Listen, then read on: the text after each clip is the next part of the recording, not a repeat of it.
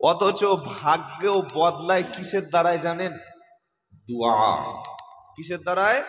দোয়া। আর দোয়াটা কবুলের সবচাইতে উত্তম সময় হচ্ছে শেষ রাত। কোন রাত? আল্লাহ যাদেরকে জান্নাত দেবে বলে ওয়াদা করেছেন, সেই জান্নাতি ব্যক্তিদের 5টা কোয়ালিটি থাকবে। তারা কারা?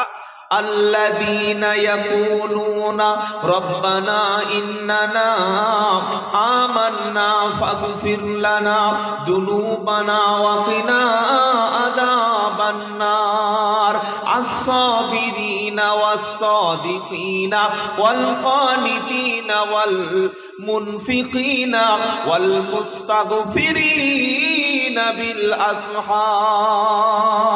সূরা আল ইমরানের মধ্যে আমার আল্লাহ পাক শুনিয়ে দিচ্ছে, যারা আমার উপরে ঈমান এনেছে তারা বলে আল্লাযীনা ইয়াকুলুনা রব্বানা ইন্নানা আমান্না, আয় আল্লাহ তাআলা নিশ্চয়ই আপনার উপরে আমরা ঈমান এনেছি। ঈমানদার ব্যক্তি বলে রব্বানা, আপনার উপরে ঈমান এনেছি। ঈমান যখন এনেছি ফাগফির লানা, আমাদের গুনাহকে আল্লাহ আপনি ক্ষমা করুন। আল্লাহ ফাগফির লানা যুনুবানা, যত গুনাহ করেছি আল্লাহ আমাদের জীবনের সমস্ত গুনাহগুলি ক্ষমা করুন। ওয়াকিনা আযাবান নার, আর জাহান্নামের আযাব থেকে আপনি বাঁচিয়ে দিন। মুমিন ব্যক্তি দেখবেন সব সময় দোয়া করে, নামাজের শেষে দোয়া করে, রাতের বেলা দোয়া করে, খেতে গেলে দোয়া করে, ঘুমাতে গেলে দোয়া করে, শুতে গেলে দোয়া করে, বিবির কাছে যাওয়ার সময় ও দোয়া আছে না নাই? পেশাবখানায় দোয়া, পায়খানাতে বার হওয়ার সময় দোয়া, কষ্ট হলে দোয়া, কষ্ট হলে বলে ইন্না লিল্লাহ, আর আনন্দ পেলে বলে আলহামদুলিল্লাহ। কেউ কিছু তাকে উপহার দিলে বলে জাযাকাল্লাহ। কোনো খুশির সংবাদ আসলে মুমিন বলে আলহামদুলিল্লাহ। এটা ঈমানদারদের নমুনা। আল্লাহ পাক শুনিয়ে দিচ্ছে, ঈমানদার ব্যক্তি যখন আমার কাছে গুনাহের জন্য ক্ষমা চায়, আর ক্ষমা চাওয়ার পরে ঈমানদার 5টি কাজ করার জন্য নিজেকে আল্লাহর রাস্তায় তৈরি করে নেয়। কাজ হলো 5টা। কি কি? প্রথম হচ্ছে আস-সাবিরিন, প্রথম হচ্ছে সবর। বিপদ মুসিবত ঈমানদারের উপরে আসবে। ঈমানদারদের উপরে পৃথিবীতে 5টা পরীক্ষা, 5 রকম বিপদ দিয়ে আল্লাহ পরীক্ষা করবে। কি কি বিপদ? তো আল্লাহ পাক শোনাচ্ছে, ওয়ালা নাবলুওয়ান্নাকুম বিশাইইন মিনাল খাউফি ওয়াল জুই ওয়া নাকসিম মিনাল আমওয়ালি ওয়াল আনফুসি ওয়াস সামারাতি ওয়া বাশশিরিস সাবিরিন আল্লাযীনা ইযা আসাবাতুহুম মুসিবা ক্বালু ইন্না লিল্লাহি ওয়া ইন্না ইলাইহি রাজিউন। দ্বিতীয় পারা, দ্বিতীয় পৃষ্ঠা, 154-53 নম্বর আয়াতে সূরা বাকারাতে আল্লাহ পাক শুনিয়ে দিচ্ছে, এই বান্দা শুনে রাখো, যখন তুমি বলবে ঈমান এনেছি, মুখে ঈমান এনেছি এটা বললে আমি আল্লাহ তোমাকে আমি জান্নাত দেব না। আমি আল্লাহ দুনিয়াতে 5 রকম পরীক্ষা করব। প্রথম হচ্ছে বিশাইইন মিনাল খাউফি, তোমাকে ভয় দেখানো হবে, তোমাকে ভীত সন্ত্রস্ত করে তোলা হবে। ঈমান আনে তোমাকে ভয়ভীতির পরিবেশ তৈরি করা হবে। ওয়াল জুই, তোমাকে ক্ষুধার কষ্ট দিয়ে আমি আল্লাহ পরীক্ষা করব। ওয়া নাকসিম মিনাল আমওয়াল, আমি আল্লাহ মালের কিছু লোকসান করে দেব, মালের কিছু ক্ষতি করব, কিছু সম্পদ আমি আল্লাহ কেড়ে নিয়ে দেখব তুমি সত্যিকারে ঈমানদার কিনা। ওয়াল আনফুসি, তোমার জীবনহানি হবে, বাচ্চাকে আমি তুলে নেব, বিবিকে প্যারালাইসিস দেব, বাপকে আমি তুলে নেব, দুনিয়ার তোমার প্রিয়জনকে কেড়ে নেব। আর 5 নম্বর হলো ওয়াস সামারাত, তোমার ফসলের কিছু কিছু ক্ষতি আমি করে দেব। চাষ করবে জমিতে, ফসল তোলার সময় ফল পাবে না। এই রকম বিপদ মুসিবত আসলে ঈমানদার ব্যক্তি কখনো আল্লাহর ঘর ছাড়বে না, আল্লাহর কোরআন ছাড়বে না, নবীর তরিকা ছাড়বে না। মনে মনে ভাববে রব্বানা, নবীদের তুমি পরীক্ষা করেছিলে, আমাকে পরীক্ষা করছো রব্বানা, পরীক্ষায় আমাকে সবর করতে হবে। আর পরীক্ষায় সবর করবে যারা, ওয়া বাশশিরিস সাবিরিন। এই রকম পরীক্ষায় কখনো ভেঙে পড়লে হবে না। পরীক্ষার মধ্যে বিপদ মুসিবতে আল্লাহর নাম স্মরণ করবে, সবর করবে যারা। আল্লাহ পাক শোনাচ্ছে এই বিপদ মুসিবত আসলে মুমিন ব্যক্তির মুখ থেকে একটা শব্দ বার হবে। কি শব্দ? আল্লাযীনা ইযা আসাবাতুহুম মুসিবা ক্বালু ইন্না লিল্লাহি ওয়া ইন্না ইলাইহি রাজিউন।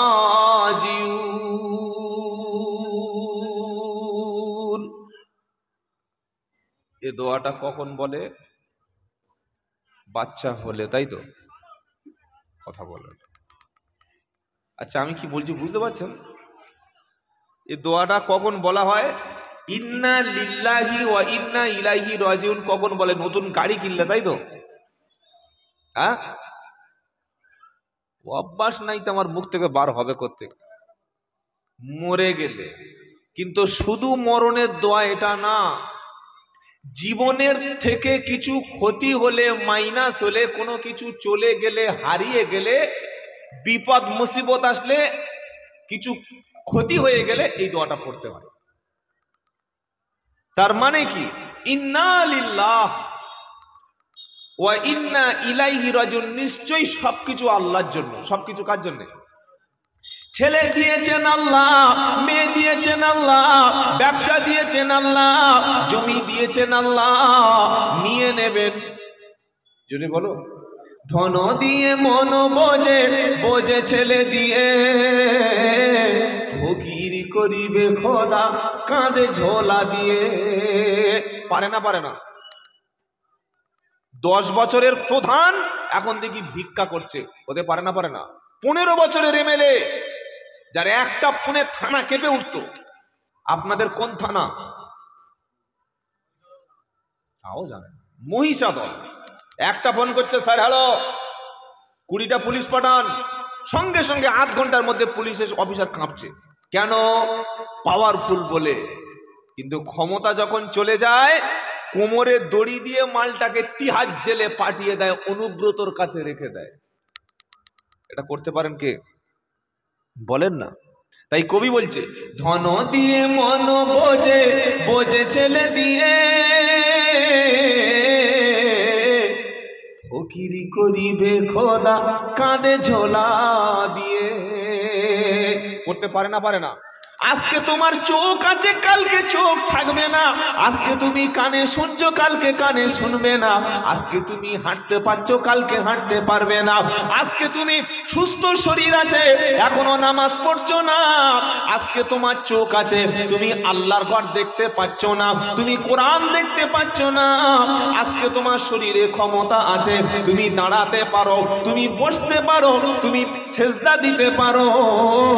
এই রকম সুযোগ থাকা সত্ত্বেও তুমি যখন আল্লাহওয়ালা হবে না, বৃদ্ধ বয়সে কোমরে যখন বল থাকবে না, চেয়ারে বসে নামাজ পড়লেও নামাজ কিন্তু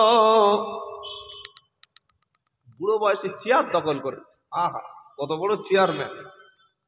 আর যখন জন বয়সে ছিল, যা ফুটবল খেলেছে না, যখন কিক মারছে যেন রোনাল্ডোর ভাড়া ভাই। কার ভাড়া ভাই বলুন? রোনাল্ডোর ভাড়া ভাই। একটা লাথি মেরেছে, একদম এখান থেকে 30 ফুট গিয়ে গোল হয়ে গেছে। বলছে মেসি নাকি রে? বলছেন আমাদের সেই আলাউদ্দিন চাচা। কি চাচা বলুন? আলাউদ্দিন চাচা, 2 ছেলের বাপ, ওই রকম ওজন। আর মালটা যখন বুড়ো হয়ে গেছে, চেয়ারে বসে কাঁপছে, আল্লাহ আল্লাহ। আল্লাহ সব সময় তরুণ জওয়ানদের ইবাদতটা আল্লাহ পছন্দ করেন। চলে বলুন সুবহানাল্লাহ। তরুণ জওয়ানদের চোখের পানিটা আল্লাহর পছন্দ। জওয়ান বয়সে মুখে দাড়ি রাখবো না। কেন? আমার শালি খুশি হয় না দাড়ি রেখে শ্বশুর বাড়ি গেলে। কারণ শালি একটু হাত বুলিয়ে দেবে, দুলাভাই বলে কাছে এসে একটু বসবে, শালি একটু এখানে এসে একটু নরম জায়গায় চুমু খাবে, তাই মুখে দাড়ি রাখবো না, তাই তো? আর যখন বুড়ো হয়ে গেছে, বউ মরে, এটা বলছে আবার অসুবিধা হচ্ছে না? যা হয় হোক, টাকা পয়সা না দেবে না দেবে আর কি করা যাবে? কি বুঝলেন? বুড়ো হয়ে গেছে, এখানে তুবড়ে গেছে, আলুর পচা আলুর মতো, কাঁঠালের কবার হয়ে গেছে, মুখে দাঁত নাই। এইবার দেখি এক হাত দাড়ি নিয়ে খালি এরকম করছে। আল্লাহ, বাবাজিরা, আমি অপমান করছি আপনাদের নয়, দাড়িটা রাখার বয়স হচ্ছে বিয়ের আগে। কেন? আমি আব্দুল্লাহ জুবায়ের বলছি, যারা তরুণ যুবক তোমরা শোনো, বিয়ের আগে যদি তুমি দাড়িটা রাখো, তোমার তাকদিরে, তোমার নসিবে বেপর্দা কোনো নোংরা মহিলা, বয়ফ্রেন্ড আছে এরকম মহিলা, এই রকম মহিলা তোমার নসিবে আসবে না। কারণ ইমানদার, পরেজগার, কনিতা, মুত্তাকি ব্যক্তি আল্লাহ তোমার নসিবে দিয়ে দেবে। জোরে বলুন সুবহানাল্লাহ। আর তুমি মনে করছো, আমি মনে করছি ছেঁচে গেলে ভালো মাল পাবো, ছেঁচে গেলে ওরকম ছাঁচা মাল পাবে। কথা বুঝেছেন? আল্লাহ আমাদের সবাইকে বিয়ের আগে দাড়ি রাখার তৌফিক দিন। জোরে বলুন আমিন। বিয়ের আগে দাড়ি রাখলে ভালো নারীটা পাওয়া যায়, যে নারী পরেজগার, মুত্তাকি, কোরআন জানে, নামাজ জানে, স্বামীর খেদমত করবে, মিথ্যা বলে না, রাত্রেবেলা বয়ফ্রেন্ডদের ফোন করে না, 14ই ফেব্রুয়ারি পার্কে বসে ছেলেদের গলায় হাত দিয়ে গল্প করে না, ওই রকম অরিজিনালটা পাবে। আর যদি বলো আমি চেঁচে চুচে একদম পুরো ফ্রেশ হয়ে যাব, তো এই সেকেন্ড হ্যান্ড মাল পাবে। কি মাল বলুন? Second hand. শ্বশুর বাড়ি এসে কোরআন পড়তে পারে না, শ্বশুর বাড়ি এসে ফরজ গোসলটুকু জানে না, পুকুরে নামছে ছাগলের মতো গা দিয়ে চলে এসে, হাতে নেল পালিশ, ঠোঁটে লিপস্টিক। হাতে নেল পালিশ থাকলে ওযু হবে তো, গোসল হবে তো, পুরো নাপাক। আল্লাহর রহমতটা কি করে হবে বলেন? আল্লাহ পাক শোনাচ্ছে, বিপদ মুসিবত আসলে তুমি মুখ দিয়ে বলবে ইন্না লিল্লাহি ওয়া ইন্না ইলাইহি। আল্লাহ তুমি জমি দিয়েছিলে, তুমি নিয়েছো, এটা তোমার সিদ্ধান্ত, মেনে নিলাম। আল্লাহ ছেলে দিয়েছিলে, তুমি তুলে নিলে, তোমার সিদ্ধান্ত আমি আল্লাহ মেনে নিলাম। আল্লাহ আমার ব্যবসা দিয়েছিলে, ব্যবসার সম্পত্তি কমে গেছে, তোমার সিদ্ধান্ত মেনে নিলাম। আল্লাহ সিদ্ধান্ত মেনে নেবে যারা, প্রকৃত মুমিন ব্যক্তি হলো তারা। জোরে বলুন। এই রকম বিপদ মুসিবতে আসলে বান্দা ভেঙে পড়বে না, বান্দা ইন্না লিল্লাহি ওয়া ইন্না ইলাইহি রাজিউন, এটা যখন বান্দা বলবে, আমার আল্লাহ পাক ওই বান্দা সম্পর্কে শোনাচ্ছে, উলাইকা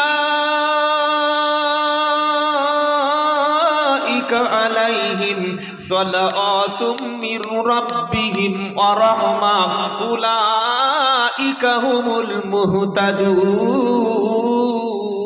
জোরে বলুন সুবহানাল্লাহ। আমি আল্লাহ আমার সিদ্ধান্তকে বান্দা যখন মেনে নেবে, আমি দুঃখ দিলে কখনো আত্মহত্যা করে না, আমি বাচ্চা কেড়ে নিলে কখনো সবর ছাড়া অন্য কিছু করে না, আমি সম্পদের পাহাড় থেকে যখন সব কেড়ে নেব, তবু যখন বান্দা মসজিদ ছাড়ে না, যখন বান্দা কোরআন ছাড়লো না, ইসলামের উপরে যখন চললো, আমি আল্লাহ তোমার উপরে রহমত বর্ষণ করব। আর অরিজিনাল তারাই হলো হেদায়েত প্রাপ্ত। জন বয়সে বউ মরে গেছে, মদ খাচ্ছে আর নামাজ পড়ে না, বললে কেন? বলে আল্লাহর বিচার আছে। নাউযুবিল্লাহি মিন যালিক। ছেলেটা পানিতে ডুবে মারা গেছে, মেয়েটা রোড অ্যাক্সিডেন্টে মারা গেছে, আর নামাজ নাই, আল্লাহ ছেড়ে দিয়েছে। কেন? বললে আল্লাহ যদি চোখ থাকে তাহলে আল্লাহ আমার এরকম করতে পারে? এটা বললে ঈমান থাকবে? যত বিপদ মুসিবত আসুক সবর করব ইনশাআল্লাহ। বলেন ইনশাআল্লাহ। মুমিন বান্দার 5টা গুণ। প্রথমে কি? আস-সাবিরিন ওয়াস-সাদিকিন। মুমিন বান্দার দ্বিতীয় বৈশিষ্ট্য হলো সত্যবাদী হওয়া। পৃথিবী সবাই যদি মিথ্যাবাদী হয়, তবুও আমি সত্যবাদী হব। কারণ সত্যবাদী যখন কোনো বান্দা সত্য কথা বলতে শুরু করে, সত্য কথা বলতে বলতে বান্দা এক সময় আল্লাহর কাছে সিদ্দিক হিসাবে তিনি কবুল হয়ে যায়। কি হয়ে যায়? জোরে বলেন। নামের শেষে সিদ্দিক, বংশটা সিদ্দিক, টাইটেলটা সিদ্দিক, গোষ্ঠীটা সিদ্দিক না, না, সিদ্দিক হলো সে সত্য কথা বলে, ঈমান আনার পরে সত্য পথে থাকে, ঈমানের উপরে অবিচল থাকে, যে তার বংশ হয়তো লস্কর কিংবা গাজী কিংবা হালদার হতে পারে, বান্দা যখন সত্য পথে থাকে আল্লাহর কাছে বান্দার নামটা সিদ্দিক হিসাবে কবুল হয়ে যায়। কারণ আল্লাহ পাক শোনাচ্ছে, ইয়া আইয়ুহাল্লাযীনা আমানুত্তাকুল্লাহা ওয়া কুনু মা'আস সাদিকিন। 11 পারা 5 পৃষ্ঠা 5 নম্বর লাইনের 119 নম্বর আয়াত সূরা তাওবা। হে বিশ্বাসী ঈমানওয়ালা, আল্লাহকে দেখে ভয় করো, সত্যবাদীদের সাথে থাকো, আর কথা যখন বলবে তুমি সত্য কথা বলবে, না হক কথা জানো কখনো বলো না। বললে হুজুর এটা কোথায় ঘোষণা? তো কোরআন শোনাচ্ছে, ইয়া আইয়ুহাল্লাযীনা আমানুত্তাকুল্লাহ ওয়া কুলু কওলান সাদীদা ইসলিহ লাকুম আমালাকুম ওয়া ইয়াগফির লাকুম যুনুবাকুম। 21-22 পারা সূরা আহজাবের 70 নম্বর আয়াতে আল্লাহ পাক শোনাচ্ছে, ও ঈমানওয়ালা, তোমরা ঈমান যারা এনেছো তোমরা শোনো, তোমরা আল্লাহকে ভয় করো আর সত্য কথা বলো, ন্যায় সংযত কথা বলো। যদি তোমরা সৎ পথে থাকো, যদি তোমরা সত্য কথা বলো, আল্লাহ তোমার জীবনের গুনাহকে মাফ করে দেবে, তোমার আমলগুলো সংশোধন করে দেবে। রমজান মাস আসছে, 40 টাকার ছোলাটা 100 টাকা হবে। বলবে আল্লাহর কসম ভাই 1 পয়সা লাভ নাই, পাকা মিথ্যাবাদী মুসলমান।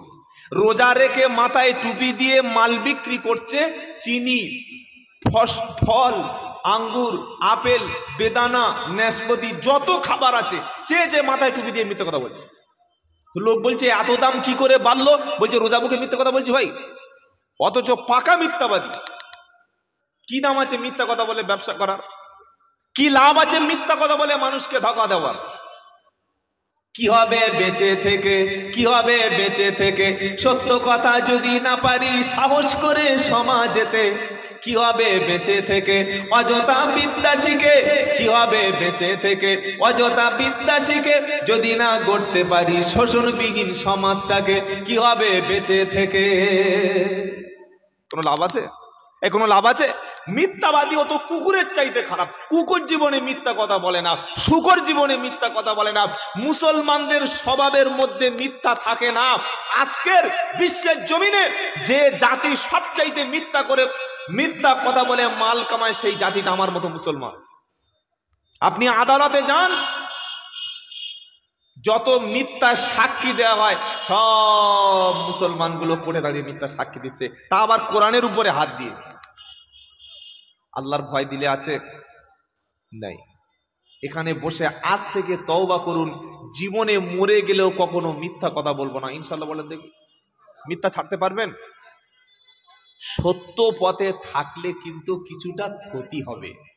সত্য পথে থাকলে কখনো মার খেতে হবে।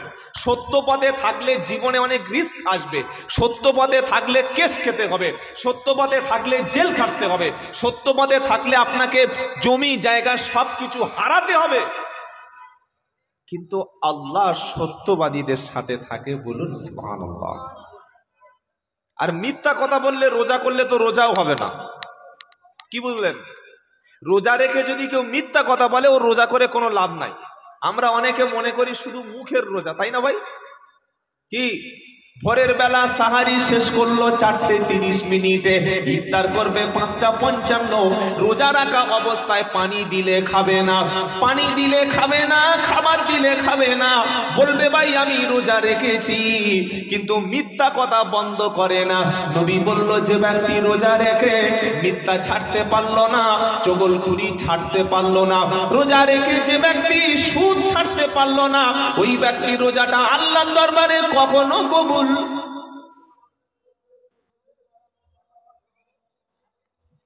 রোজা এই শিক্ষা দিচ্ছে, খাবার ছাড়তে পেরেছো, পানি বন্ধ করেছো, মিথ্যাটা বন্ধ করো, গীবত বন্ধ করো, ঝগড়া বন্ধ করো, অশ্লীল বন্ধ করো, তবে তোমার রোজা।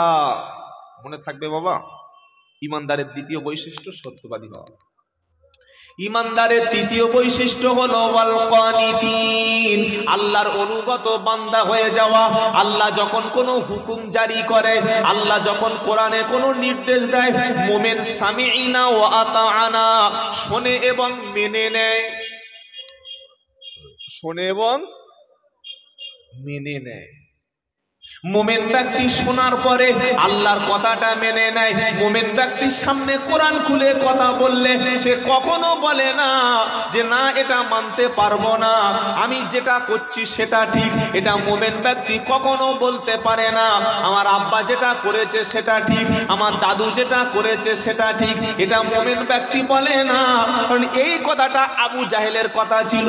আল্লাহর নবী সাল্লাল্লাহু আলাইহি ওয়াসাল্লাম যখন বললেন ইয়া আইয়ুহান নাস, হে মক্কার মানুষেরা তোমরা লা ইলাহা ইল্লাল্লাহ বলো, আল্লাহ তোমাদের জান্নাত দিয়ে দেবে। আবু বকর, ওমর, উসমান, আলী রিদওয়ানুল্লাহি তাআলা আলাইহিম আজমাইন নবীর উপরে বিশ্বাস করে কলেমা পড়ে মুসলমান হয়ে গেল। আবু জাহেল, আবু লাহাব, উতবা এবং শাইবা তারা বলল না, মুহাম্মদ যে কথাটা বলছে ওটা মেনে নেওয়া যাবে না, আমার বাপ দাদা যেটা করেছে সেটা মেনে নেব।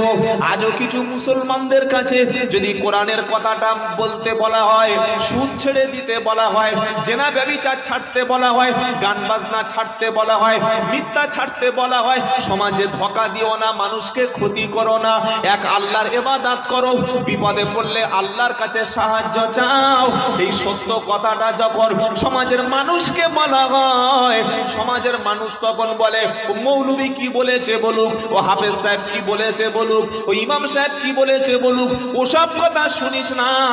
ইসলামের সব কথা মানলে ভাই তুই জীবনে বাঁচতে পারবি না।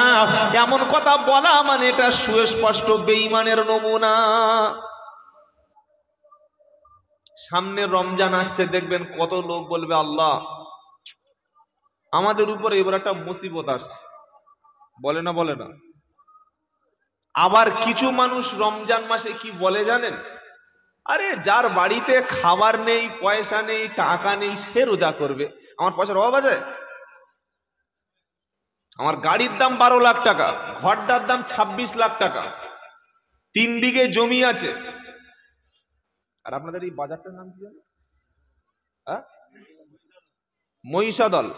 মহিষাদল বাজারে 4টে দোকান আছে, একটা হার্ডওয়াশ, একটা আপনার ওই ওষুধের ফার্মেসি, আরেকটা আমার সেই জলের ফ্যাক্টরি রয়েছে, আর ছোট ছেলেটার জন্য আমি তো ডাক্তারখানা করেই রেখেছি। আমি রোজা করবো কার?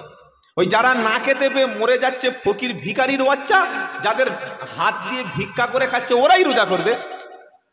এরকম কথা বললে সেই ব্যক্তি কাফের হয়ে যাবে।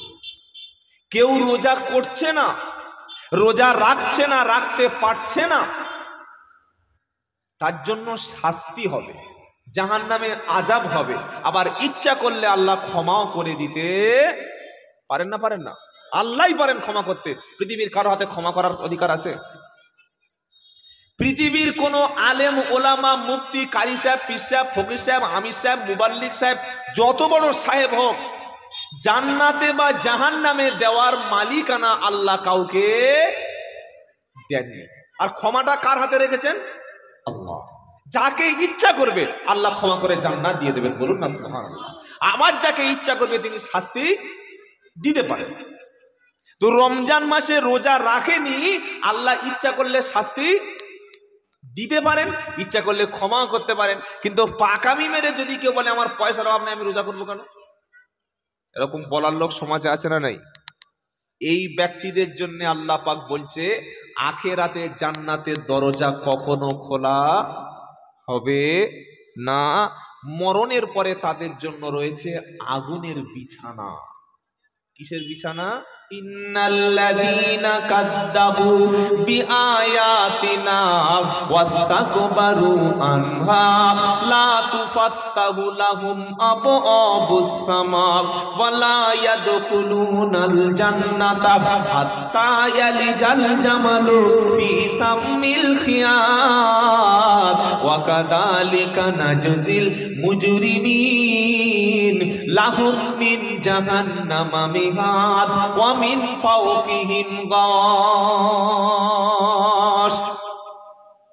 রোজা রাখতে পারেন না, শরীর খারাপ কিংবা নিজে ইচ্ছায় রাখেন না, অপরাধ করেছেন, চুপ থাকবেন। আবার রোজা না রেখে বড় বড় ফতোয়া দিচ্ছে চায়ের দোকানে, বলছে জানিস আমি রোজা না রেখে ভালো আছি, আমি নামাজ না পড়ে ভালো আছি, যারা নামাজ পড়েছে ওরা ভালো, আমি ভালো, নামাজ না পড়লে কি হবে, আমার ইমান ঠিক আছে। বলে না বলে না?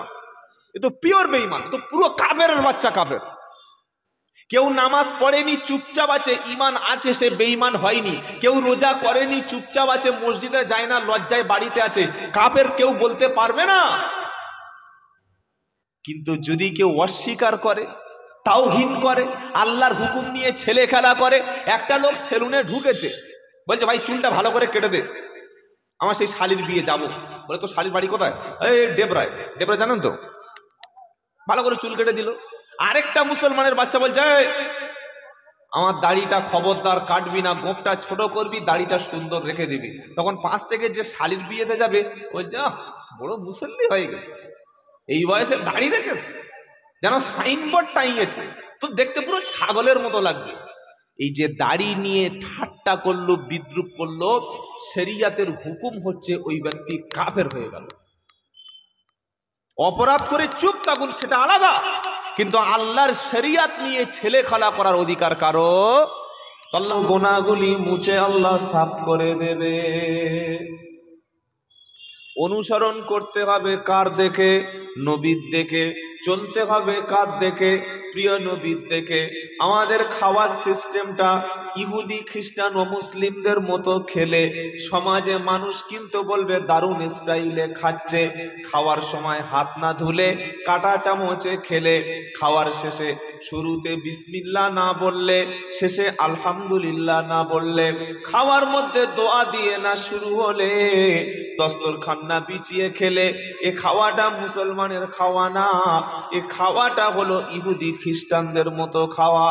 আজকের মুসলমানদের খাওয়ার মধ্যে নবীর সুন্নাত যখন থাকবে না, আল্লাহ পাক বলছে খাবারটা কখনো ইবাদত হিসাবে কবুল হবে না। মুসলমান যখন খাদ্য খেতে শুরু করবে, খাবার যখন সামনে আসবে, প্রথমে দু হাতটা তাকে ধুয়ে নেবে। কেন দু হাত ধুয়ে নেবে? মানুষের হাতে রোগ জীবাণু জার্ম যেগুলো লেগে আছে, হাত ধোয়ার ফলে হাতটা পরিষ্কার হয়ে যাবে। বিসমিল্লাহ বলে যখন খাবার শুরু করবে, আলহামদুলিল্লাহ বলে যখন খাবার শেষ করবে, পুরো খাবার সিস্টেমটা সম্পূর্ণ আল্লাহ ইবাদত হিসাবে কবুল করে নেবে। খাওয়ার সময় দস্তরখান মুসলমানের বাড়িতে এখনো অনেক লোক দস্তরখান জানে না। দস্তরখান আপনারা জানেন তো? কি বলুন তো? হ্যাঁ, এরকম একটা কাপড় বা প্লাস্টিক অনেকে বিছিয়ে নেয়। আবার অনেক মেয়ে ছেলে দেখেছি ইমাম সাহেবের জন্য দস্তরখান কেটে রাখে। আমাদের হুজুর আসবে, ইমাম সাহেব আসবে, অমুক বক্তা আসবে, অমুক পীর সাহেব আসবে, তার জন্য ঠিক একটা কাপড় কেটে রেখেছে, কিন্তু নিজে যখন খাবে কি দস্তরখান নাই। তার রসুলের প্রতি কোনো ভালোবাসা নাই। শুধু মুখে বললে হবে না, ইয়া রাসূলুল্লাহ আপনার লেগে মনটা পুড়ে যাচ্ছে, যেন মদিনায় চলে যায়, মদিনায় না গেলে শান্তি পাওয়া যাচ্ছে না। খাওয়ার সময় যার বিসমিল্লাহ থাকবে না, খাওয়ার শেষে আলহামদুলিল্লাহ থাকবে না, ওটা শুধু মুখে ভালোবাসা, ওটা অরিজিনাল কখনো ভালোবাসা না। নবীর একটা আশিকে প্রেমিকের নাম বলবো? না বলেন। নবীকে ভালোবেসেছিলেন আল্লাহর নবী সাল্লাল্লাহু আলাইহি সাল্লামের সাহাবা, এত ভালোবাসা বেসেছিলেন, নবীকে ভালোবেসেছিলেন। হযরতে বেলাল রাদিয়াল্লাহু তাআলা আনহু, নবীর কথা যখন তার কানে পৌঁছালো, আশিকে রাসূল তো সেই ব্যক্তি যে ব্যক্তি নবীর মতো জীবন যাপন করে। বেলাল রাদিয়াল্লাহু তাআলা আনহু নবীর কথা যখন শুনলেন, তখন তিনি মুসলমান হননি, তবে গোপনে মনে মনে ইসলাম কবুল করে নিয়েছেন। তিনি যে মালিকের বাড়ি কাজ করেন, মালিকের নাম হলো উমাইয়া। মালিক তখনও বুঝতে পারে নাই যে বেলাল রাদিয়াল্লাহু তাআলা আনহু ইসলাম কবুল করেছে। মালিকের বাড়িতে থাকে, কৃতদাস হিসাবে কাজ করে। একদিন উমাইয়া জানতে পারল হযরতে বেলাল রাদিয়াল্লাহু তাআলা আনহু কলেমা পড়ে মুসলমান হয়ে গেছে। মালিক জিজ্ঞাসা করছে, উমাইয়া তুমি নাকি মুহাম্মাদের প্রতি, আল্লাহর প্রতি ঈমান এনেছো? সত্যি যদি এমনটা হয় তাহলে তোমার উপরে জুলুম নির্যাতন শুরু করব।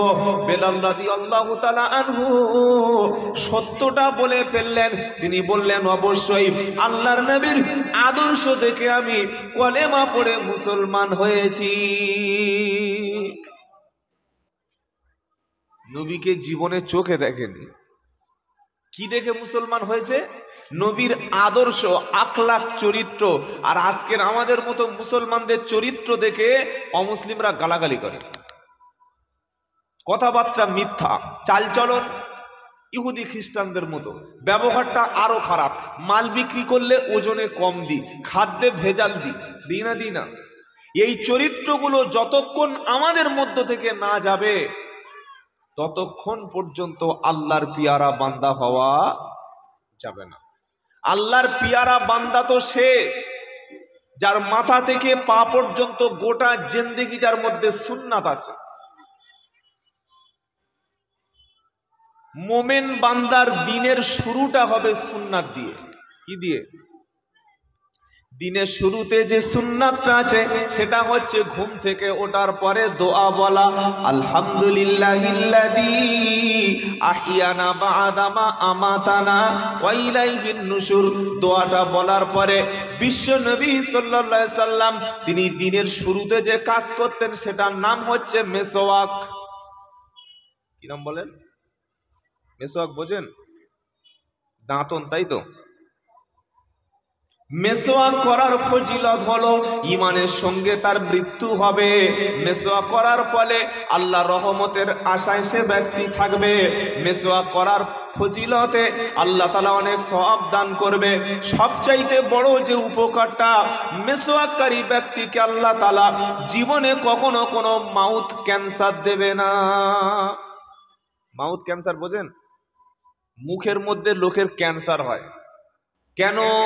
পান, গুটকা, তেরেঙ্গা, খৈনি, জর্দা, বিড়ি, সিগারেট, গাঁজা, মদ, আফিম, যত রকমের হারাম আছে সবগুলো চোখ বুজিয়ে খাচ্ছে। যখন ক্যান্সার হয়ে গেল তখন দোয়া করছে, আল্লাহ এত নামাজ পড়লাম কি হলো? আল্লাহ আমি তো মুসলমানের বাচ্চা, ক্যান্সার হলো কিভাবে? আল্লাহ বললেন, শোনো, আমি শরিয়াতে যেটা নিষেধ করেছিলাম শরিয়াতের নিষেধ বস্তু তুমি যখন শুনলে না, আমি আল্লাহ আমার হুকুমের বাইরে গেলে তোমার বিপদ হবে। হুকুমের বাইরে গেলে বিপদ হবে।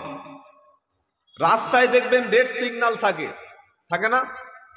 রেড সিগন্যাল মানে গাড়ি সামনে যাবে না, ওখানে থেমে যাও। গ্রিন সিগন্যাল মানে চলে যাও। ডান দিকে ইন্ডিকেট করছে, ডান দিকে যাও। বাম দিকে সিগন্যাল, বাম দিকে প্রবেশ করো। আপনি 3 কোটি টাকার গাড়ি নিয়ে রাস্তায় উঠলেন, উঠে যদি নিজের ইচ্ছা মতো চলেন, দুর্ঘটনা ঘটলে দোষটা কার? গাড়ির দোষ, আপনার দোষ না মমতা ব্যানার্জির দোষ? কথা বলে না? মমতা ব্যানার্জির দোষ, যেহেতু উনি রাস্তা করে দিয়েছেন ভালো করে, তাই তো? তাই তো? 3 কোটি টাকা কেন, 20 কোটি টাকার গাড়ি নিয়েও যদি ট্রাফিক নিয়ম ফেল করেন, গাড়িটায় অ্যাক্সিডেন্ট হবে। আমাদের জীবনটা হচ্ছে একটা গাড়ি। এই গাড়িটা পৃথিবী থেকে যেদিন সাবালক হলেন, অ্যাডাল্ট হলেন, সেদিন গাড়িটা চলতে শুরু করলো। গাড়িটার শেষ গন্তব্য স্থল হচ্ছে জান্নাত। সুবহানাল্লাহ বলতে ইচ্ছা করে না? গাড়ি রেজিস্ট্রেশন শেষ কোথায়? জান্নাত। তাহলে আমরা দুনিয়ায় যে গাড়িতে চলছি, যে পদ্ধতিতে চলছি, এটা নবীর রাস্তা না শয়তানের রাস্তা? সব সময় ভাববেন। যেভাবে খাবার খাচ্ছি, যেভাবে বিয়ে করছি, যেভাবে পোশাক পরছি, যেভাবে চুল কাটছি, যেভাবে কথা বলছি, প্রত্যেকটার মধ্যে আল্লাহ রসুলের আদর্শ যদি থাকে, এটা তাহলে জান্নাতের রাস্তা। আর রসুলের আদর্শ ছেড়ে যদি আল্লাহ রসুলের বরখেলাপ চলে যান, ওটা শয়তানের রাস্তা। কার রাস্তা? শয়তানের। আল্লাহ পাক বারবার সাবধান করে দিয়েছে, শয়তানের রাস্তা যেন ধরো না। ইয়া আইয়ুহাল্লাযীনা আমানু দুখুলু ফিস সিলমি কাফা ওয়া লা তাত্তাবিউ খুতুওয়াতিশ শাইতান ইন্নাহু লাকুম আদুউম মুবিন। দ্বিতীয় পারা 8 পৃষ্ঠা। দ্বিতীয় পারা 11 পৃষ্ঠা 6 নম্বর লাইনে 208 নম্বর আয়াত সূরা বাকারা। আল্লাহ পাক শুনিয়ে দিচ্ছে, বিশ্বাসী ঈমানওয়ালা যারা ঈমান এনেছো তোমরা শোনো, উদখুলু প্রবেশ করো ফিসসিলমি কাফা, ইসলামের মধ্যে পরিপূর্ণ প্রবেশ করো।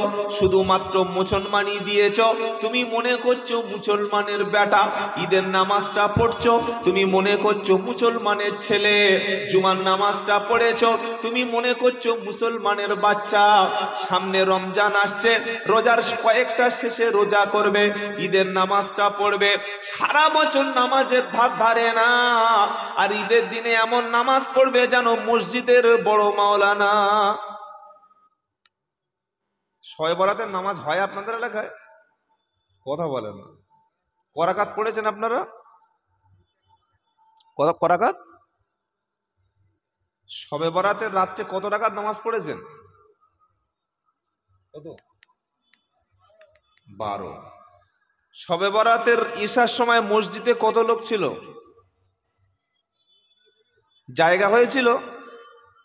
কথা বলে না। ইমাম সাহেব ঢুকতে পেরেছিল? আর ফজরের সময় সেমালগুলো কোথায় ছিল বলেন? অথচ আল্লাহর রহমত আর বরকতটা হয় ফজরে। জোরে বলুন সুবহানাল্লাহ। সারা রাত বলছে, আল্লাহ আমার সবচাইতে সুন্দরী বউটা দাও, আল্লাহ আমার 2 বিঘে জমি দাও, চাকরি দাও, শরীরটা সুস্থ করে দাও, আল্লাহ আমার ছেলে দাও, মেয়ে দাও, গাড়ি দাও, বাড়ি দাও। সব তো সারা রাত চাইলে। সারা রাত নামাজ পড়ে 3টের সময় শুয়ে পড়লে ফেরেশতারা বউ, বাচ্চা, টাকা, সম্পদ, জমি জায়গায় এনে দেখছে কোমরের লুঙ্গি নাই। কোথায় লুঙ্গি পড়ে আছে আর কোথায় লোকটা পড়ে আছে তার ঠিক নাই। সকাল 8টা বেজে গেছে, শরীরের রোদ পড়ে দিনের মতো সব পরিষ্কার হয়ে গেছে, তবে লোকটা ঠেলে উঠেছে। এটা কি শবে বরাত? না। আমাকে ক্ষমা করবেন, অধিকাংশ বেনামাজি মুসলমান এখনো মনে করে যে শবে বরাতের রাত্রে আমাদের ভাগ্যটা আল্লাহ বদলে দেয়। মনে করে না? করে না?